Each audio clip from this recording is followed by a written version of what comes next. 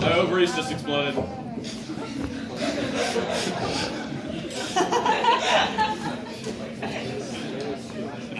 And now for something a little different. I mean, I would sing a song, but singing is only my sixth most attractive part of me, right behind my delicious, delicious thighs. So I'm going to go with my humor instead. Love you, Dylan. This is a story from a while ago. Summer, I believe. I was on a trip with the Washington All-State Marching Band to DC. And we were stopping in this mall that was made out of this old, like, really important monument that was huge in our history. So, of course, every single shop was a tourist trap.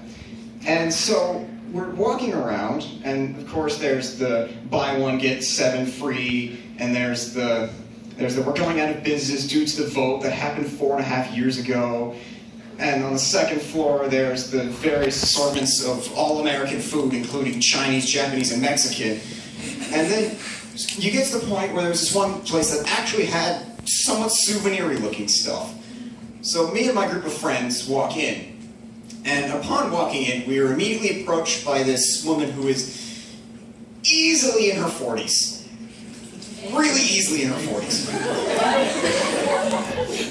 And she's wearing this like low-cut halter top and a leather jacket, and the normal like short-cropped, dirty blonde hair and the long fingernails. And we all don't think much because, I mean, hey, we're like 17. And she asks us, oh, there's been a lot of you kids around here. Are you with some kind of group? And we say, oh yeah, we're with the Washington All-State Marching Band. We're here on a trip. And she then asks us, oh, how old are you guys? And we're like, oh, you know, the usual kind of high school age, 15 to 18, somewhere in there. And then things got weird. She gets this kind of like look in her eye. It was like, oh, really? So then, she walks up and is standing about 2 feet away from me, directly in front of me. And I'm wearing one of my various collections of fedoras at the time. And she looks me up and down, not once, twice, but 3 times. And then says, here, let me show you something. Before I can react, I've got my coat over my shoulders like that. It's too hot out to put your sleeves through the arm, but you're too lazy to actually carry the coat.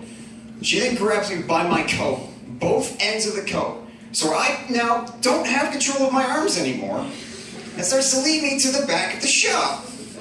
I was excited, yeah. And so she parks me up next to the hats, and has one hand on my shoulder, with the other hand takes off my hat, sets it aside, picks up this black fedora, sets it on my head. Of course, the price tag dangled down, it's like 40 bucks. Who the hell pays 40 bucks for a fedora? And she says, oh, yeah, I like that. I'm like, well, thanks, but I already have like 3 of these. I'm really not looking for a new hat. And she stops me. No, I like this. I like this. I don't need another hat. I have like 3 already. That's just the fedoras. It's like, no, but this one. Like, oh, seriously, please, just let me go. And I go to remove the hat. She then grabs my arm and lowers it and says to me, word for word, when an older woman tells you to do something, you do it.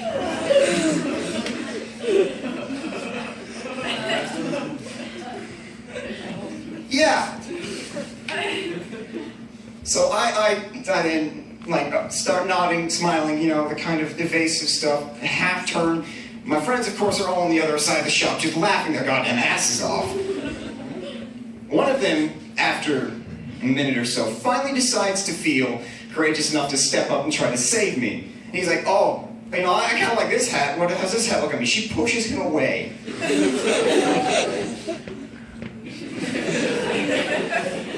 Yeah. And so, when doing that though, I took the opportunity to take my hat, throw it at her, grab my actual hat, the one that belongs to me, and just get the fuck out of there. There was an actual dust cloud settling by the time I was on the other side of the mall. So I meet up with my friends later, and that's when we decide we're leaving this place now. Just now. We're never coming back. And we get outside, and we're gonna go meet with a chaperone. And of course we start relaying this story to the chaperone. And my ever-supportive, caring, and loving chaperone then leans his head back and shouts, "Cougar Bay!"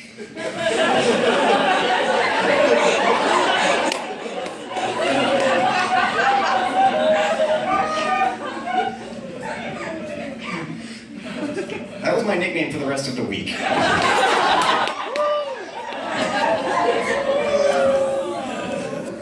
Thank you, you've been a lovely crowd.